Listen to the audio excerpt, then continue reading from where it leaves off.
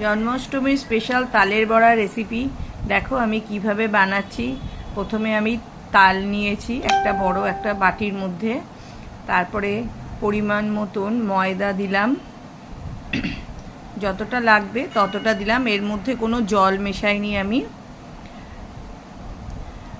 ময়দাটা দেওয়ার পর এবার আমি এর মধ্যে সুজি দিচ্ছি, পরিমাণ মতন সুজি দিলাম, চিনি দিলাম পরিমাণ মতন, দিয়ে এটাকে আমি ভালো করে মেখে নিব। ভালো করে অনেকক্ষণ ধরে এটাকে মাখতে হবে, মেখে ঘন্টাখানেক তারপর রেখে দিতে হবে। এইভাবে মাখার পর ভালো করে ঘন্টা দুয়েক রেখে দিয়েছিলাম।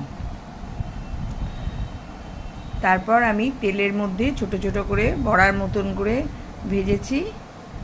আমি নারকেল দিইনি, কারণ নারকেল আমার বাড়ির কেউ পছন্দ করে না, নারকেল দিলেও খুব ভালো লাগবে।